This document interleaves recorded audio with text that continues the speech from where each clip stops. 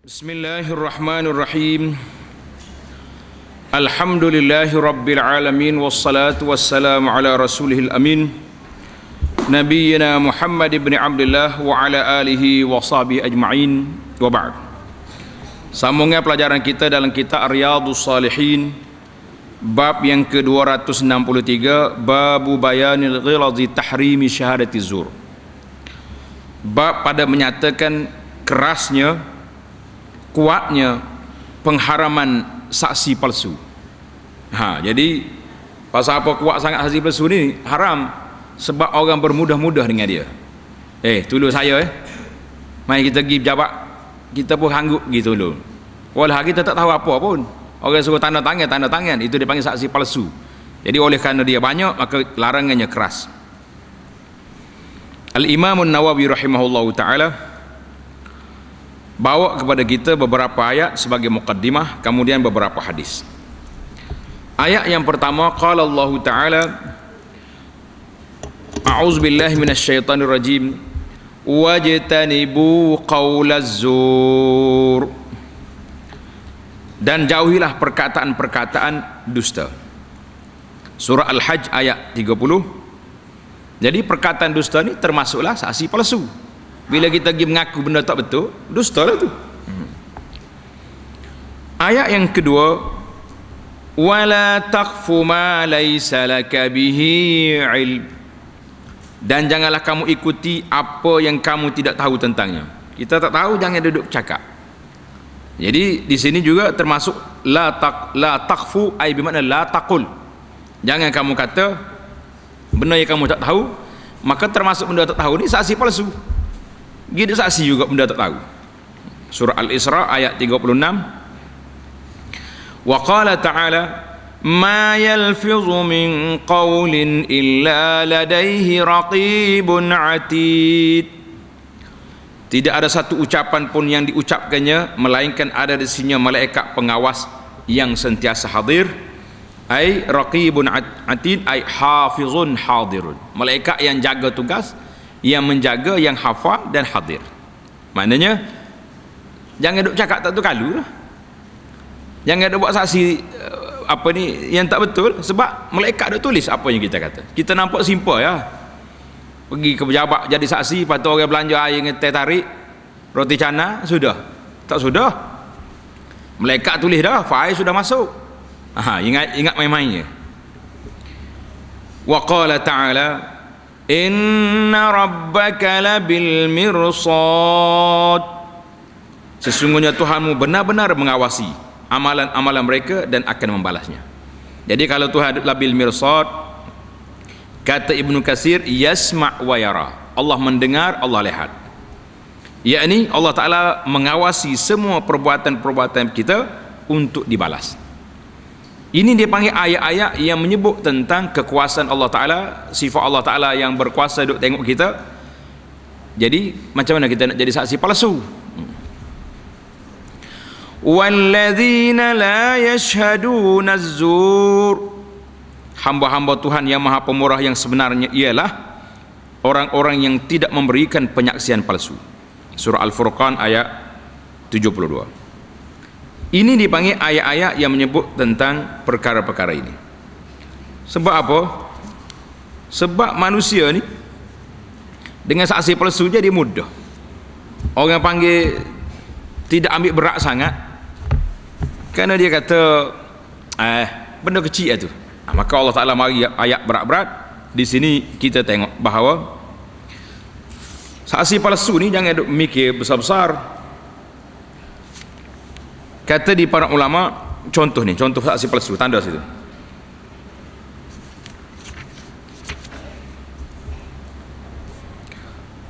Apabila seorang tu memberi persaksian benda yang dia tak tahu. Contohnya, an yashhada li fulan, orang ni nak minta benda, dia biasa dalam borang ni ada borang saksi. Kita pun saksi bahawa dia ni berhak untuk menerimanya. Itu saksi palsu nama dia. Masuk dalam dosa besar. Orang nak minta duit zakat, kita nak mengesahkan dia ni fakir, kita betul dia orang ni fakir, Dia ada anak 3, kita tulis anak 7. Ini semua saksi-saksi palsu belaka tu.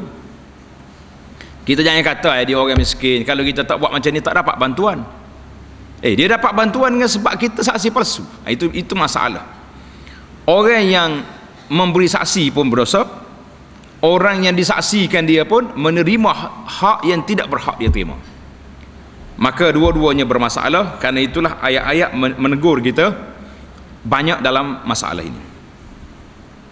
Hadis yang pertama dalam bab ini iaitulah hadis 1552. Ada setengah nuskah 1551. Adalah perbezaan dari sudut susunan.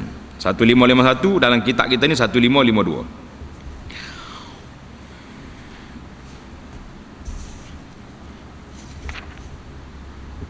Pula 1552 sini kitab terjemahan. Dalam kitab asal dia 1551. Hadis Abi Bakrah. Wa an Abi Bakrah radhiyallahu anhu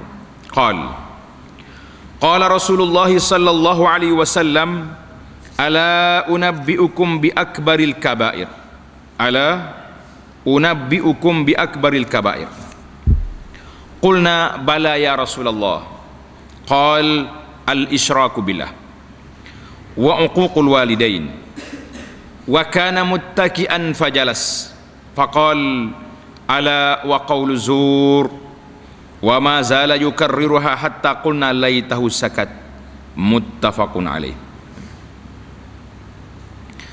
Maksud dianya daripada Abu Bakrah. Abu Bakrah ni bukan Sayyidina Abu Bakar, orang lain. Dia ni orang Taif ni. Cerita dia kita dah sebut dah dulu kan. Sabda Nabi sallallahu alaihi wasallam, mahukah kamu semua jika aku beritahukan tentang sebesar-besar dosa besar? Dosa besar tu banyak. Dalam kitab kabair yang kita dah khatamkan di sini, berapa dosa besar? 70. Dalam kitab Az-Zawajir an Iqtirafil Kabair, Al-Imam Ibn Hajar bawa 400 lebih. Banyak lagi lah. Tetapi min akbaril kabair ala unabbiukum bi akbaril kabair, di antara dosa-dosa besar yang besar. Sahabat-sahabat tanya, ya sudah tentu wahai Rasulullah, kami nak dengar apa itu. Maka baginda mensabda al isyraku billah. Nombor 1 sekali, dia punya kemuncak dianya melakukan syirik pada Allah. Ini kemudian tak ada lah. Syirik ni yang paling besar sekali, sebab dialah yang paling bahaya, yang menyebabkan orang ni kekal dalam neraka. Yang kedua, wa uququl walidain, dan menderhakai dua ibu bapa. Jadi mak ayah kita ni jangan duk derhaka ke dia, jangan duk buat benda-benda yang tidak baik. Berat kita. Wa syahadatu zur, yang ketiga saksi palsu. Sumpah syahadatu zur, saksi palsu dipanggil. Pada masa itu baginda sedang duduk, sedang bersandar. Waktu dia bercakap hidup sandar. Muttaki'an fajalas. Lalu baginda duduk. Bangun duduk, betul-betul duduk. Qal ala wa qawlu zur. Nabi kata, ingatlah juga dosa besar juga, iaitulah perkataan dusta, wa syahadatu zur, dan saksi palsu. Baginda tidak henti-henti mengulanginya, sehinggalah kami berkata alangkah baiknya kalau baginda berhenti diam, tidak mengulanginya. Nabi dia ulang ala wa syahadatu zur, ala wa qawlu zur. Allahu Akbar. Maknanya benda tu besar. Nabi kita ulang-ulang.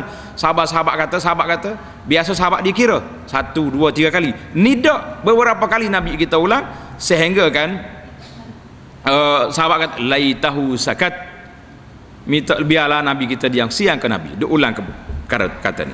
Jadi hadis ni dalam Bukhari dan Muslim. Mana hadis yang sahih.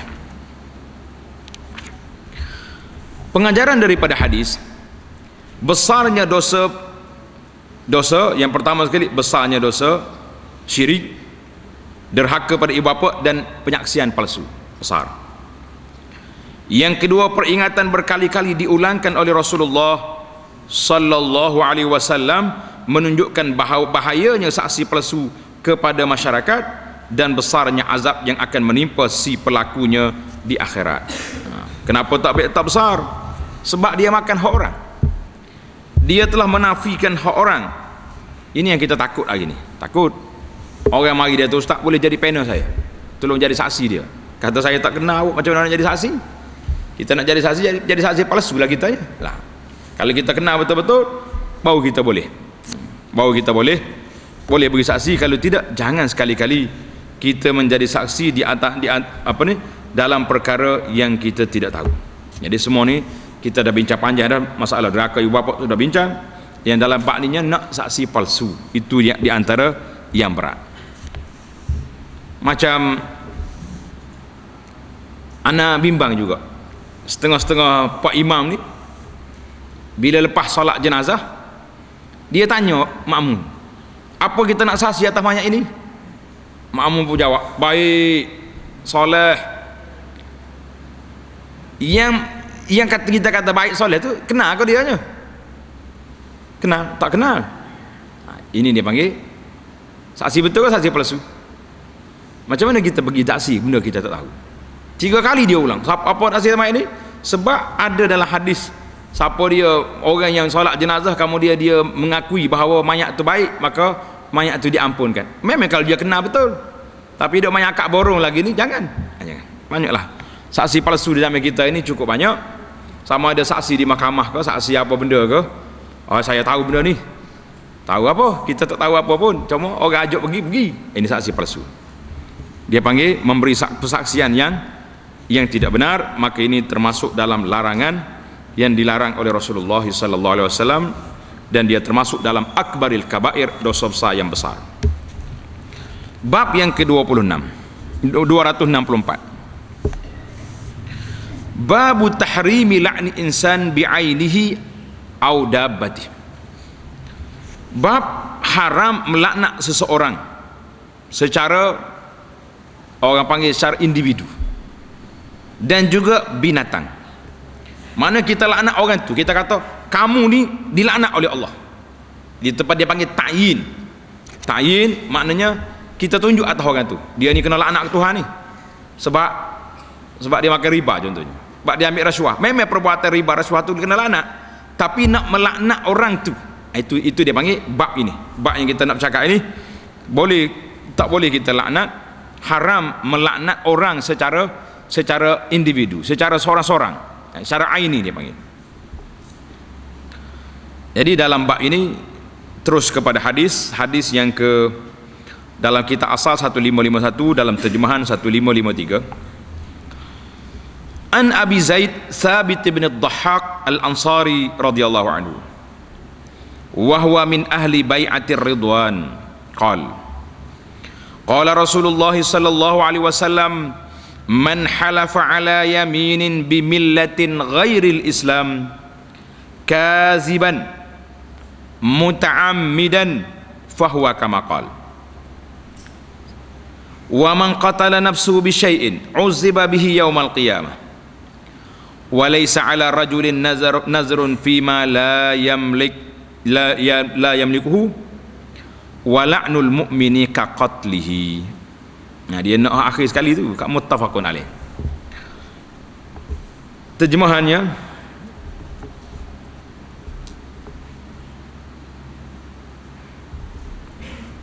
daripada Abu Zaid. Siapa dia Abu Zaid ini? Thabit ibn Ad-Dhahhak. Beliau adalah ahli bai'atur ridwan. Ini penting. Dia biasanya sahabat-sahabat yang menghadiri peperangan Badar, maka dia akan tulis Al-Badri. Sahabat-sahabat yang menghadiri bai'atur ridwan di Hudaibiyah, dia akan tulis ashabu ahlul bai'ah ataupun ashabus syajarah. Sebab dua kumpulan ni ada kelebihan tersendiri. Orang yang pergi perang Badar, ada dalam hadis Nabi kita sebut Allah tengok kepada ahli Badar, maka Tuhan beri keampunan pada mereka. Jadi sama juga dengan bai'atur ridwan, Allah Taala dah turun ayat Quran, laqad radiyallahu 'anil mu'minin iz yubayyi'unaka tahta syajara. Allah Taala redha kepada kamu orang yang ikat setia dengan Nabi di bawah pokok di Hudaibiyah. Pasal itulah dia tambah sini Al-Badri, ataupun dalam hadis ini ahlul bai'ah, makna ahli bai'atur ridwan, geraklah pensel tu, pelajar-pelajar pen tu bergerak dia panggil. Bai'atul Ridwan ini iaitulah orang yang menghadiri ikat setia dengan Nabi di bawah pokok di Al-Hudaibiyah pada tahun 6 Hijrah. Ini penting. Bai'atul Ridwan ini satu ikat setia yang penting, sehingga Allah Ta'ala turun ayat Quran, laqad radiyallahu 'anil mu'minin. Allah Ta'ala reda kepada orang yang berada di bawah pokok pada hari itu. Jadi kita main-main, mari puak Syiah ni kapi habis puak ni. Ini masalah kita. Jadi hadis yang kita naknya sini, Rasulullah sallallahu alaihi wasallam bersabda, sesiapa yang bersumpah dengan sumpah selain daripada agama Islam dengan dusta dan sengaja, dia sengaja. Dia buat contoh dalam terjemahan ni, seperti dia berkata, kalau aku begini maka aku akan jadi Yahudi atau Nasrani. Dia bersumpah, dia kata kalau aku buat benda ni aku jadi kafir. Dia memang dia dusta pun, memang dia tak buat apa benda tu, kafir sungguh. Jangan bergurau. Jadi ini masalah orang yang duk main sumpah-sumpah hari ni, sedangkan dia tahu benda yang dia buat tu tak betul, maka dia jadi masalah. Kalau aku lakukan begini maka aku jadi Yahudi. Macam kita inilah, bila dia contohnya dia kena tangkap sebab dia mencuri, dia kata kalau saya mencuri betul saya Yahudi. Kristian saya ni jadi buta. Dia kata dia curi sungguh, jadi buta dia. Ini masalah. Jangan duduk main dengan sumpah dengan agama lain. Sama juga hari ni tambah hal lagi, sumpah cerai bini pula. Kalau saya buat gini-gini jatuh talak bini, jatuh. Itu masalah. Jadi maka dia kata apa? Seperti dia berkata, kalau aku melakukan begini maka aku akan jadi Yahudi atau Nasara, maka dia adalah seperti yang dia ucapkan sumpahnya itu, jadi kafir lah dia. Masalah. Satu tanda, itu nombor satu. Sesiapa yang membunuh dirinya dengan sesuatu, dia akan diazab dengan perkara yang tersebut pada hari kiamat. Dia ni ferah, kecewa, kita kata kecewa, ferah tak? Apa nak buat? Dia ambil cukur getah minum, buang. Jadi hari kiamat esok dia akan diazab dengan cukur getah. Bunuh diri, tikam tubuh dia akan kena azab dengan itu. Dua. Yang ketiga, dan tidaklah ada nazar ke atas seorang dalam perkara yang tidak dimilikinya. Dia bernazar dengan benda tak milik. Kalau aku dapat sekian-sekian, aku nak sembelih kambing mamak. Mamak telek mata, kambing aku macam boleh sembelih. Itu dia panggil bernazar dengan benda yang dia tak ada. Ataupun dia kata, kalau saya dapat sekian-sekian, aku beri buruh hak terbaik tu kamu. Buruh mana tu hak duduk langit. Ini tak opuk dia panggil lagu sini, nak beri hak orang. Jangan. Maka Nabi kata tak ada nazar. Tidak ada nazar benda yang dia tidak milik. Yang keempat, ini mahalus syahid dipanggil. Hadis ni yang kita naknya dalam bab melaknat orang. Melaknat orang yang beriman pula samalah seperti membunuhnya. Jadi hadis ini diriwayat oleh Imam Bukhari dan Muslim. Jadi cerita dia panjang. Sebab apa? Imam An-Nawawi buat bab ni haram laknat muayyan. Laknat orang seorang tu, atau sama ada manusia ataupun binatang. Kita laknat, kita kata celaka ni pasal lembu ni. Lembu tu jangan duduk jalan dengan dia lagi. Lembu celaka, lembu kena laknat. Allahu akbar, jangan kita laknat. Allahumma al'an fulanat, jangan. Laknatullah alaik, jangan kata. Tak boleh. Ini ada orang celupa hari ni, duk laknat orang tu, laknat orang ni. Kita kata tidak boleh laknat secara muayyan. Ada sebagian ulama kata siapa orang kafir bukan Islam pun tak boleh laknat lagi, sebab kita tidak tahu, mungkin dia mati dalam Islam. Tapi laknat secara umum, bab yang berikutnya ada. Dia akan bicara tadi, laknat secara umum itu dibenarkan. Kita kata laknatullahi alal kafirin. Kita tengok orang buat zalim, duk rampah barang orang, kita kata laknatullahi alal zalimin. Allah Taala laknat puak-puak zalim. Tapi jangan kita tunjuk ni pok daga ni zalim. Orang ni otak hal anak belakang, jangan. Itu dia panggil tak boleh. Macam kita tengok ponda ni memang ada hadis la'anallahu al-mutasyabbihin minar rijal bin nisa. Nabi kita laknat orang laki-laki yang menyerupai perempuan. Jumpa pun dia kita kata orang ni dilaknat oleh Tuhan. Kita tak boleh nak tunjuk atas muka gitu. Kita kata perbuatan ni kena laknat. Jadi secara seorang individu jangan.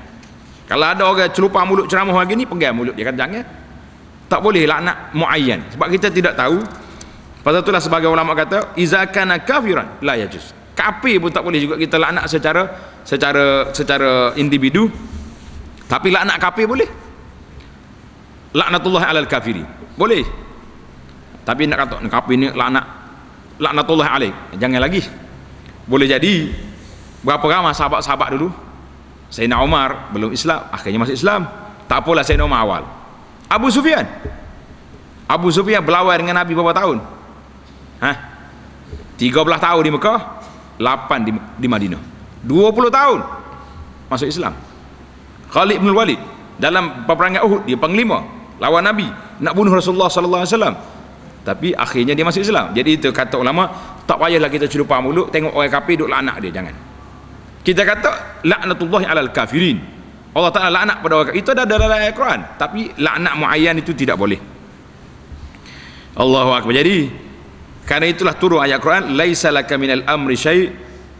Tengok dalam hadis yang berikutnya.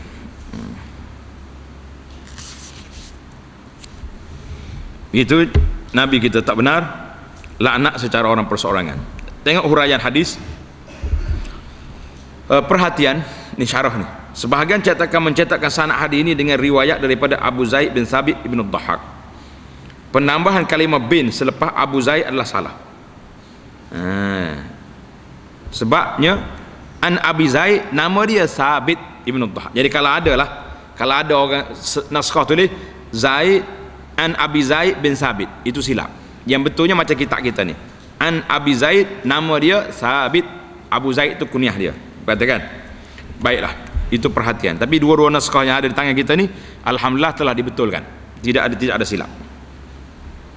Pengajaran hadis, ahli bai'atur ridwan ialah mereka yang dihormati kerana mereka mendapat pujian daripada Allah Ta'ala, sebagaimana tercatat dalam Quran, laqad radhiyallahu 'anil mu'minin iz yubayyi'unaka tahta syajarah. Satu.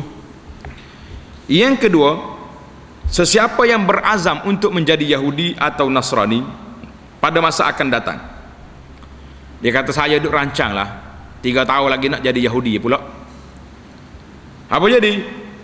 Akan terus hilang Islamnya pada masa itu juga, otomatik terbatal Islam, nak jadi Yahudi. Macam sekarang ni ada tengok orang Islam dia lemah, kotor, Jepun baik, dia kata baik aku jadi orang Jepun. Orang Jepun orang ya, tidak agama, itu lain. Nak tukar agama kepada agama kafir. Kita kadang lafaz ni halus dia. Jadi kalau nak jadi orang Jepun tak jadi dah kita. Muka kita Melayu, mana nak jadi Jepun tak? Nak suruh jadi Jepun juga, pergi kahwin dengan Jepun, anak tu jadi Jepun. Tu mak dia, tu ayah dia contohnya. Ini bahaya. Jangan duduk cakap. Ni ramai ni. Dulu kita dengar orang cakap, oh kalau saya keluar daripada parti ni jadi Yahudi saya. Ada tak? Ada. Sekarang ni tak sampai mereka Yahudi, jatuh talak bini ya. Ini semua ni permain, ini dilarang dalam syarak. Akhir kali menyesal tak sudah. Itu dia panggil sumpah bai'ah lah, macam-macam benda. Ini semua jangan duduk main. Benda-benda macam ni jangan dimain-main. Dah. Buatlah benda-benda yang tidak bercanggah. Nombor 3, sesiapa yang mengatakan kalau aku buat begini maka aku jadi Yahudi, dengan tujuan untuk menyatakan bahawa dia sekali-kali tidak akan melakukan perkara tersebut, tidaklah jatuh Islamnya, tetapi dia telah melakukan satu dosa dan perlu bertaubat pada Allah Azza wa Jalla. Kalau aku buat juga jadi Yahudi, tapi kalau dia pergi buat macam mana? Itu jadi masalah. Kata-kata dia macam saat ni. Yang keempat, besarnya dosa membunuh diri dan akan diazab mengikut cara yang digunakan untuk membunuh dirinya. Dia bunuh diri macam mana, maka azab pun akan dikenakan ke atas dia seperti yang dia buat tadilah. Yang kelima, tidak wajib membayar nazar apa yang tidak dimilikinya. Ini masalah kita ni, nazar kuat ni. Kuat tak kuat nazar? Kuat, macam-macam benda dia nazar. Tambah-tambah ni sikit lagi banyak lah boleh makan kambing ni. Kalau anak dapat UPSA berapa? Kambing. Anak SPM boleh berapa? Kambing. Enggak ustaz pula, darah tinggi lagi, gaut lagi. Allahu akbar, nyanyi lah. Dia ada kepala kambing ke ustaznya. Jadi pengiring ustaz juga hak kemahnya. Enggak. Itu masalah dia. Jadi nazar. Jadi nazar ni kita dah bincang panjang dulu satu tajuk khutbah yang saya telah buat. Tuan-tuan boleh tengok dalam bab nazar. Allahu akbar. Jadi kita tengok masalah nazar sikit. Masalah nazar. Jadi kalau kita nazar ni ada 4 kategori, ada 4 jenis tanda hari kita. Ramai orang tanya soalan ni, baik kita jelaskan. Kita suka bantu. Ini di antara memberi bantuan kepada masyarakat. Yang pertama sekali, nazarut ta'ah. Dia bernazar nak buat benda baik. Contohnya, kalaulah sembuh penyakit aku ni, aku nak semaya sunat 10 rakaat. Aku nak puasa 2 hari, 3 hari. Tapi jangan celupa mulut. Ni dak ni, kalau aku dapat sekian-sekian, wajib akan atasku puasa sebulan berturut-turut. Sudah. Lepas tu agak letih pula ustaz nak lepas dia tu. Yang kata, kalau kata 30 hari tak apa. Kita buat hari ni dah sehari, esok sehari, lusa, bulan depan pula lain. Tapi kalau kata 30 hari berturut-turut, berat. Kena ikut 30 hari tu batal, jadi kena ulang balik. Kata Nabi SAW, man nazar an yuti' Allah falyuti'. Siapa dia bernazar nak buat taat kepada Allah Taala, hendaklah dia buat, dia taat. Jadi bernazar nak puasa, nak solat, nak sedekah, nak haji, nak buat umrah, nak bagi sedekah, itu semua tu kena buat. Yajibul wafa. Yang kedua, nazar maksiat. Nazar maksiat ni, kalau aku boleh sekian-sekian nak pergi menyanyi danduk sikit, nak pergi main, nak pergi melopak, boleh sungguh. Saya nak lepas nazar ni, melopak naik atas petah macam kera gitu lah, tak payah naik karut itu. Sama juga dengan nazar yang tidak ada faedah, yang tidak ibadat.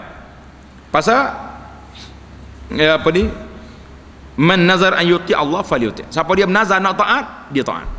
Contoh dia kata, kalau aku boleh sekian-sekian, aku nak berjalan lagi ke Putrajaya. Boleh sungguh, tak sedap berjalan lah. Baik berjalan lagi masjid, tak ada kerjaan je dah. Tapi boleh tajaan. Berjalan Putrajaya, orang tu taja, orang ni taja, hari-hari masuk dalam TV cerita. Itu cerita karut je tu. Sepatutnya majlis ahli-ahli ulama larang lah, tak payah buat benda ni, benda nazarnya tak jadi pun. Nazar betul-betul hak jadinya nazar taat. Itu saja.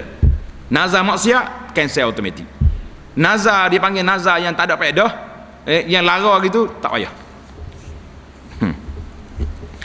Itu jelas pada kita. Nazar maksiat, kata Nabi SAW, man nazar an ya'sillaha fala ya'si. Siapa dia bernazar nak buat maksiat, jangan buat. Jangan ada alasan aku mari ni sebab nazar ni, mari tempat orang buat maksiat lah.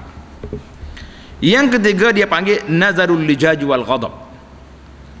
Kita keluar perkataan nazar tapi dalam keadaan marah yang tak terkawal. Orang panggil bengong dah ketika tu. Dah. Contohnya dia cuba nak larang orang ataupun nak galak orang. Maka dia kata, kalau lillahi alayya nazr an alla af'ala kaza wa kaza. Jadi wajib kata aku tak buat gini-gini. Aku tak mau pergi rumah orang ni contohnya. Tak, itu semua dia panggil nazar lijaj wal ghadab. Waktu dia tengah marah, waktu dia tak sedar, maka nazar ini pula diberi pilih. Kalaulah perbuatan itu baik boleh dia buat, tapi kalau perbuatan itu memang tidak baik, nak bernazar, nak putuskan hubungan silaturahim, maka tidak jadi. Cukuplah dengan dia bayar kafaratul yamin, bayar kafarah sumpah. Bayar kafarah 10, bayar 10 orang, selesai masalah. Hak ni kena panjang cerita sikit. Dah. Yang kedua dia panggil nazarul mutlaq. Nazar mutlaq. Dia bernazar saja aku bernazar. Nazar ke apa? Nazar gitu ya. Kata ulama hak ni dia kena cukup dengan bayar kafaratun nazri, bayar dengan nazar, bayar kafarat sumpah. Jadi selesai masalah. Yang pentingnya tak sedup nazar. Nabi kata innahu la ya'ti bi khairin wa la yaruddu qada. Bernazar ni tak boleh bawa kebaikan, tidak menolak qada. Nazar ni kelebihan dianya, kita boleh makannya orang bakhil. Bakhil tak bakhil orang bernazar? Bakhil. Ya Allah, sekiranya saya dapat benda ni sekian-sekian, saya nak buat jamu yang seekor lembu.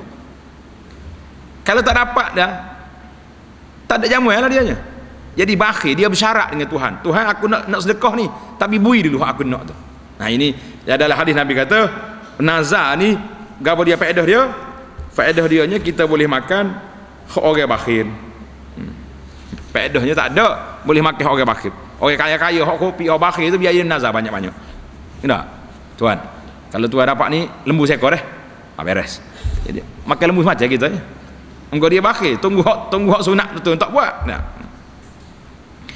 Jadi para ulama mengatakan janganlah kita menazar, sebab kalau dia menazar lillahi alayya in syafiya maridi, kalaulah orang sakit aku ni sihat, maka wajib atas aku sembelih seekor kambing.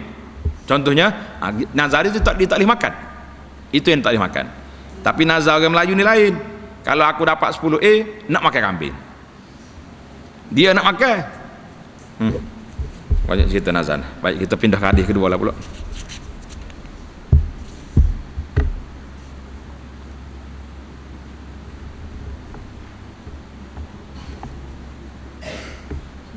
Hadis yang seterusnya, perkara yang ke-6 tadi. Besarnya dosa melaknat orang Islam dan ia diumpamakan seperti membunuh. Jadi pasal apa laknat orang ni seperti membunuh? Kenapa? Sebab bila kita laknat dia, kita telah menjauhkan dia daripada rahmat Allah Azza wa Jalla. Kita telah menjauhkan dia daripada rahmat Allah Azza wa Jalla. Dalam kitab kita ni kata audabah, ataupun kita laknat binatang. Akan ada nanti perbincangan tentang binatang.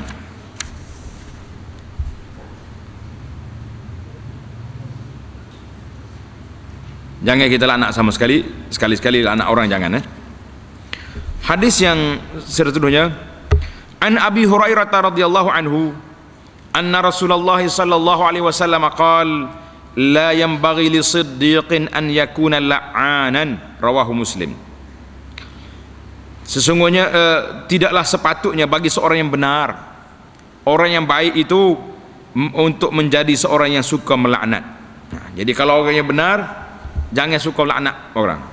Ini kita ni suka ni laknat orang tu, laknat orang ni seolah-olah dia ni pemegang kunci syurga dengan neraka duduk tangan dia belakang, kan? Maka jangan dilaknat, jangan. Hadis sahih riwayat Muslim. Pengajaran hadis, orang yang baik sifatnya tidak akan suka melaknat orang. Pasal itulah saya beri nasihat. Kita tengok dalam YouTube ke mana ustaz-ustaz yang suka melaknat orang tu, sumpah orang tu, maki orang ni, tutuplah dia punya kuliah, tak usah dengar, kerana dia merusakkan hati kita. Kuliah agama tapi menghasut orang supaya benci orang tu, benci orang ni, jangan. Yang kedua, orang yang suka melaknat orang lain bukanlah orang yang baik dan jujur. Awal apa atas nama ceramah kau gabar dia, tak usah.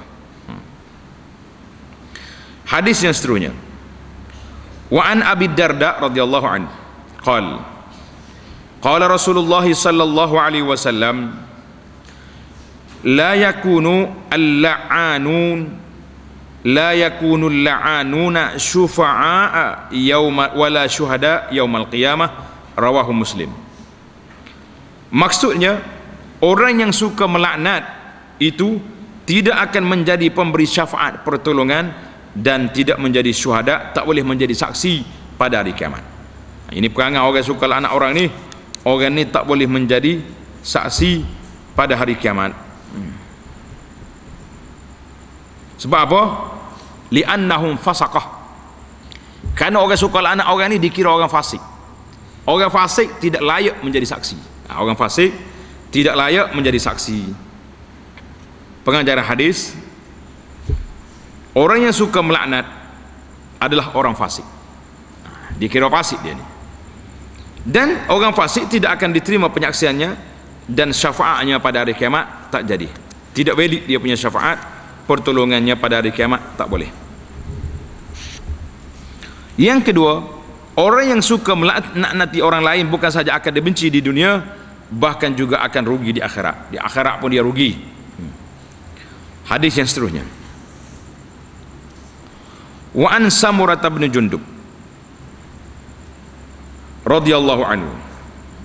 Samurah bin Jundub qala Rasulullah sallallahu alaihi wasallam la tala'anu bila'natillah wala bighadabihi wala binnar, rawahu Abu Dawud wa Tirmizi wa qala hadisun hasanun sahih. Maksud dianya, janganlah kamu saling laknat melaknati dengan laknat Allah. Allah Ta'ala laknat atas kepalamu, jangan. Dan jangan juga dengan kemarahannya, yang kita kata ni Allah Ta'ala murka ke atas kamu, kita buat muayyan gitu. Dan nerakanya, kamu ni ilan nar wa bi'sal masir, ahli nerakamu lah, itu dilarang. Hadis ini riwayat Abu Dawud At-Tirmizi. Pengajaran hadis, larangan daripada saling berkata laknat Allah ke atas kamu. Jangan dia kata mu ni laknat, dia kata mu kena laknat juga. Kemurkaan Allah Ta'ala ke atas kamu. Ini kerana semua perkara tadi adalah sangat besar keburukannya, sebab kita tidak tahu adakah orang itu betul-betul kena laknat ataupun tidak. Jangan duduk mai itu tak atas kepala orang laknat gitu. Hadis yang berikut, wa ani ibn Mas'ud radhiyallahu anhu qala Rasulullah sallallahu alaihi wasallam laisal mu'minu bit-ta'an walal la'an walal fahishi walal bazi, rawahu Tirmizi wa qala hadisun hasan.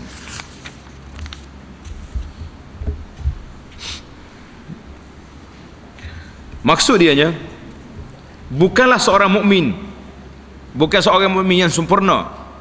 Mukmin dia tu orang yang suka bitta'an, suka mencela, duk cela orang tu, seorang ni suka melaknat, dan yang keji, sama ada perkataan dan perbuatannya.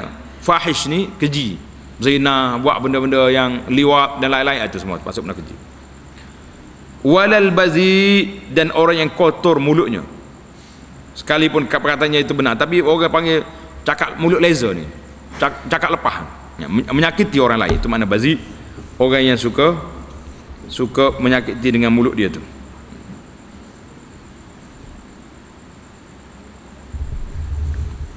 Pengajaran daripada hadis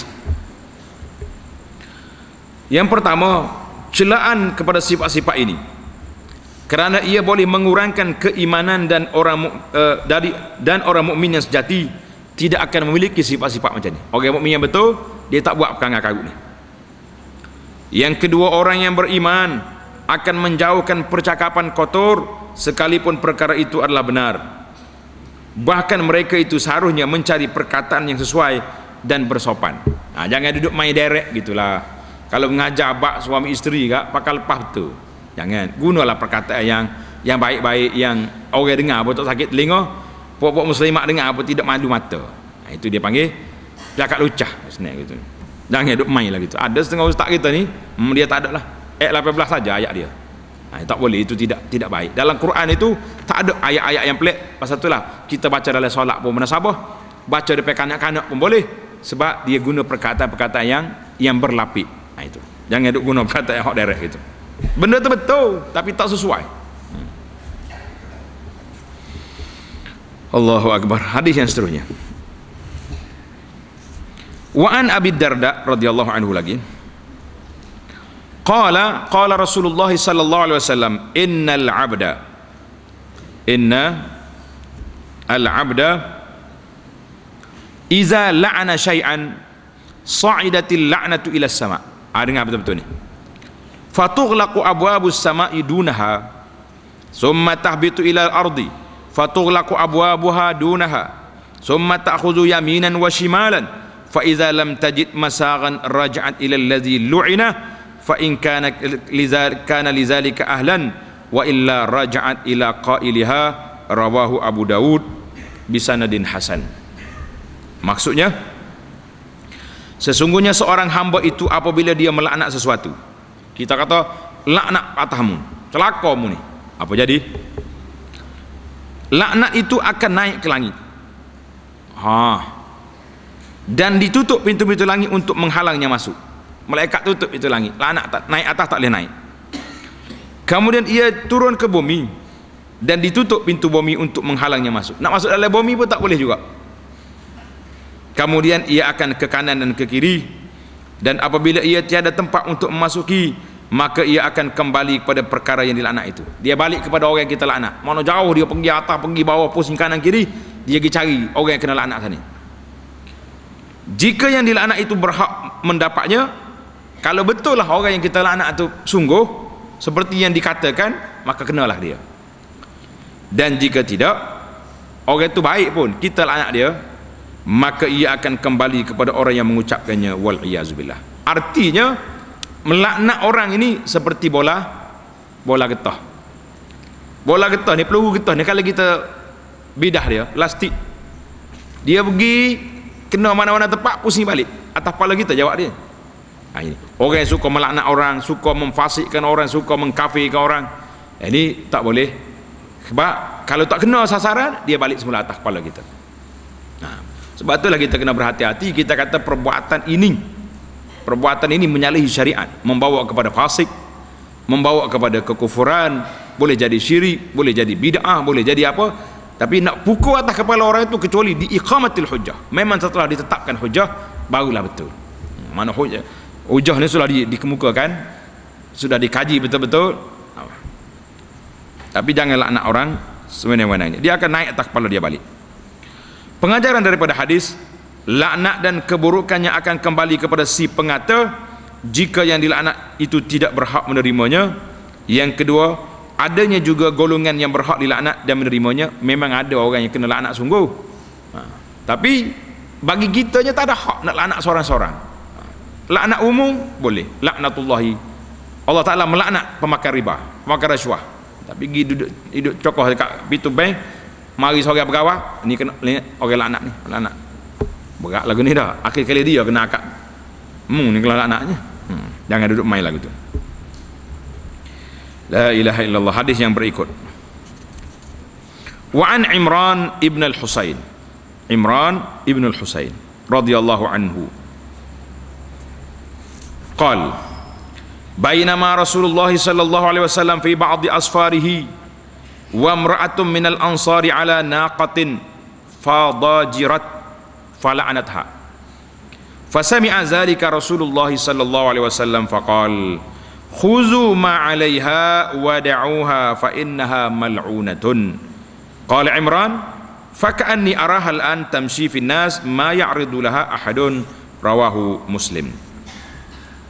Imran bin Husain cerita, ketika Rasulullah sallallahu alaihi wasallam berada dalam satu musafir, Nabi kita berjalan, ada seorang wanita golongan Ansar menunggang untanya, dan dia tidak mampu mengawal untanya itu. Unta ni buat masalah, gongek-gongek mari, dia berkata laknatullahi alaih, celakamu wahai unta, laknatmu. Gitu ayat gitu. Apa jadi? Bila sahaja Rasulullah sallallahu alaihi wasallam mendengar laknat itu, baginda bersabda, ambillah barang-barang yang ada atas unta itu dan lepaskan dia. Lepas unta, kerana sungguhnya ia sudah dilaknat. Berkata Imran, seolah-olah saya masih melihat sekarang ini unta itu berjalan di kawasan orang ramai dan tidak ada seorang pun yang mengendahkannya. Tak ada orang nak cara, unta kena laknat. Hadis ini sahih, diriwayatkan oleh Imam Muslim. Pengajarannya, orang Islam dilatih supaya menjauhi perbuatan laknat melaknati, sehingga akan dilarang juga melaknat binatang-binatang. Jangan. Ni kadang-kadang kita ni stuck motor, tak hidup, celaka menatai motor ni. Tinggal situ tak usah naik. Sebab dia telah dicelakakan, telah dilaknat. Banyaklah. Celupa mulut dah. Naik basikal, perak naik, tengok tak ada angin, celaka menatai basikal ni. Kalau tak tahannya, ni kita dengar cerita. Ada puak muslimat bagi tahu, suami duk laknat bini, duk celaka bini. Lepas bini itulah dia rakak malam. Kalau unta Nabi suruh lepas tu bini, lagi berat. Jangan dak celupa mulut pelik-pelik lah. La ilaha illallah. Pasal mulut ni bila dia biasa lagi tu, itulah perangai dia. Kena latih daripada kecil lagi, latih daripada awal lagi, supaya kita tidak biasa dengan benda-benda yang tidak baik. Satu cerita selingan ni tak.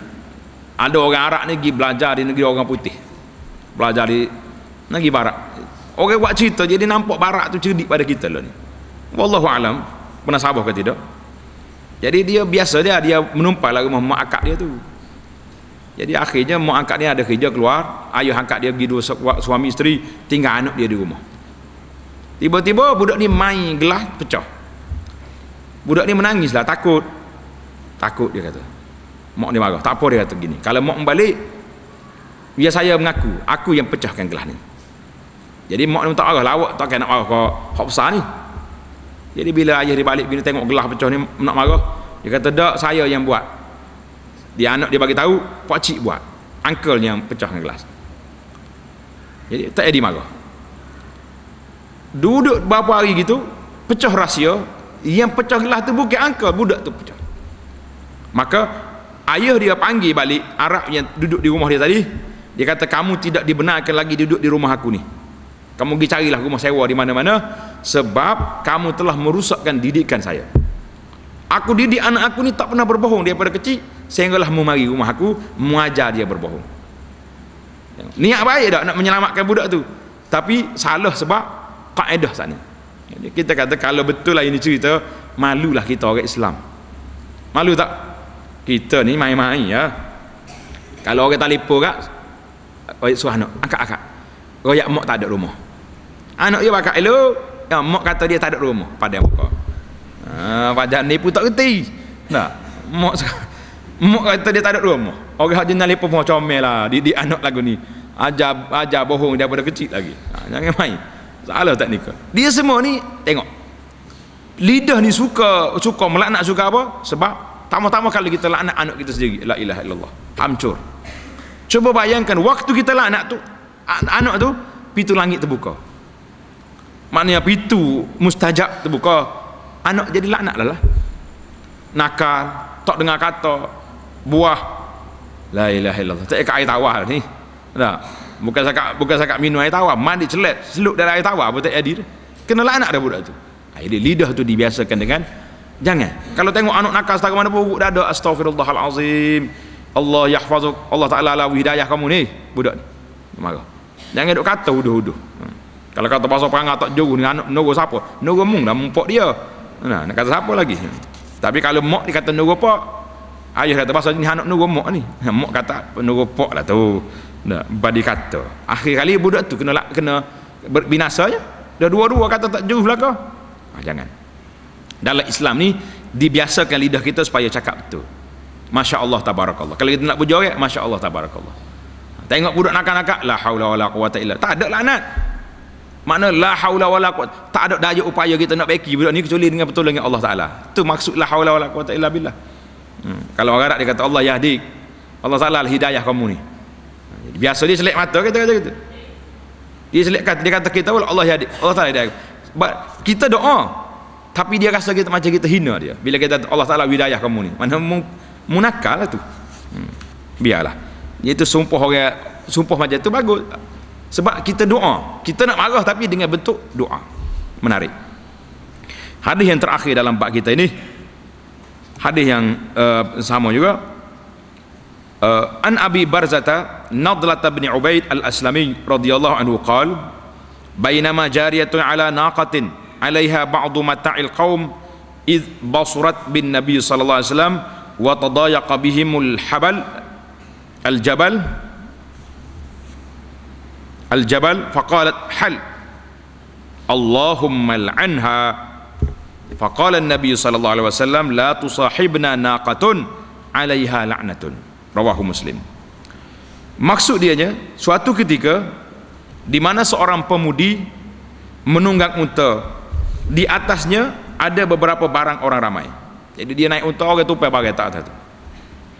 Tiba-tiba dia melihat Rasulullah sallallahu alaihi wasallam dan para sahabat baginda, dan jalan di bukit itu agak sempit dengan sebab kehadiran mereka. Jadi Nabi itu berjalan ramai dengan sahabat, jadi sempit jalan. Gadis itu pun berkata hal ni, bila dia kata ke unta, dia nak suruh unta berhenti, hal, ataupun nak suruh unta lari, itu bahasa macam kalau kita kambing bek lembu unta, Baru boleh ilmu lah ni. Hal. Pandai dah weh. Nak munggu kecak arak dengan kambing. Hal. Tak dengar kambing kena beg juga baru dengar dah. Ayat bahasa dia nak katakan ini bahasa unta dia. Cakap dengan bahasa dia lah. Jadi bila unta tak dengar, Allahumma la'anha, dia kata ya Allah laknatlah unta ni. Unta tak dengar kata. Lalu Nabi sallallahu alaihi wasallam bersabda, la tusahibna naqatun 'alaiha la'natun. Janganlah ada bersama kita seekor unta yang kena laknat. Nabi kata keluarkan unta ni daripada rombongan. Aku tak mau unta ni duduk sekali kita sebab dia kena laknat. Hadis ini sahih diriwayat oleh Imam Muslim. Pengajaran daripada hadis, berkata Imam An-Nawawi rahimahullahu taala dalam kitab dia ni, ketahuilah hadis ini telah menjadi kemuskilan maknanya. Ada muskil sikit oleh sebagai manusia, dan yang sebenarnya tiada muskil pada makna hadis ini, kerana hadis ini bukanlah larangan untuk menjual, menyembelih dan menunggang unta itu asalkan tidak bersama Nabi sallallahu alaihi wasallam. Jadi Nabi tak mau berjalan dengan orang kena laknat, dengan unta kena laknat. Bahkan semua perbuatan itu diharuskan dan tiada larangan, melainkan larangan hanyalah menunggang unta itu bersama Nabi sallallahu alaihi wasallam. Ini kerana semua perbuatan tadi adalah harus hukumnya pada asal, dan ditegah sebahagiannya asalnya harus, dan Allah sajalah yang maha mengetahui. Maknanya orang hidup pelik, lepas tu lagu mana unta tu nak buat pakai lepas bodoh gitu ya. Tak. Mana kita boleh jual, kita boleh sembelih dia. Nabi tak mau berjalan unta tu dalam rombongan dia kerana unta tu kena laknat. Ini semua menunjukkan bahawa Nabi sallallahu alaihi wasallam mim babit ta'zir. Bab tanda situ. Mim babit ta'zir, sebab perempuan itu melaknat hamba makhluk Allah Taala tanpa hak. Kenapa mu nak laknat dia? Dia makhluk Tuhan juga. Jadi jangan duduk laknat. Kita pun jangan duduk laknat ayam, itik jangan duduk laknat. Lepas tu kita sembelih makan dia. Itu dia panggil tak baik. Allahu Akbar. Tamatlah kita. Patutnya bab ni dikembang dengan bab 265, tapi masa sudah. Kita berhenti setakat tu dulu. Babu jawazil la'ni ashabil ma'asi ghairil muayyanin. Bab pada menyatakan harus melaknat pelaku-pelaku maksiat dengan tidak menentukan sesiapa. Jadi contoh dalam hadis ni banyak. Jadi tapi kena hurah satu-satulah. Ataupun kita teruskan sikit, ringkas, kemudian kita hurai balik. Contohnya daripada ayat ini, iaitulah ayat Quran yang menyebut ala laknatullahi ala zalimin. Ingatlah laknat Allah Taala ke atas orang zalim. Jadi dia panggil dibenarkan secara umum. Fa'azzana muazzinun bainhum al-la'natullahi 'ala zalimin. Jadi lalu seorang penyeru malaikat mengumumkan di antara mereka, iaitulah Allah Taala laknat atas orang zalim.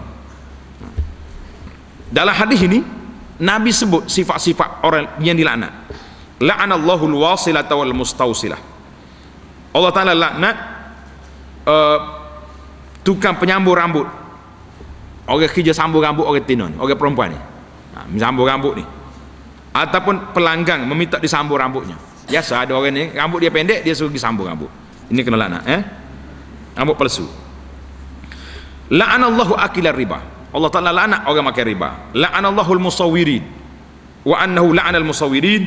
Baginda juga melaknat orang yang buat patung.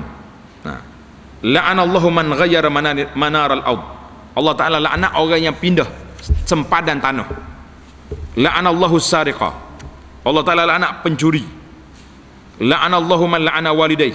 Allah Taala laknat orang laknat dua ibu bapa dia. Dia laknat mak ayah dia sendiri. Wa la'anallahu man zabaha li ghairillah. Allah Taala laknat orang yang sembelih lain daripada nama Allah. Man adasa fiha hadasan. Siapa dia buat benda-benda fitnah ataupun benda bid'ah di Madinah, fa alaihi la'natullah wal malaikati wan nasi ajma'in. Jadi ini semua ini contoh boleh laknat kepada perbuatan, tapi tak boleh dilaknat orang. Orang perseorangan tidak boleh kita laknat, tetapi dilaknat perbuatan tersebut. InsyaAllah kita huraikan cerita ni dalam jalsah kita yang akan datang. Subhanakallahumma wa bihamdika asyhadu an la ilaha illa anta astaghfiruka wa atubu ilaih. Wa sallallahu ala nabiyyina Muhammad wa ala alihi wa sahbihi ajma'in. Walhamdulillahi rabbil alamin.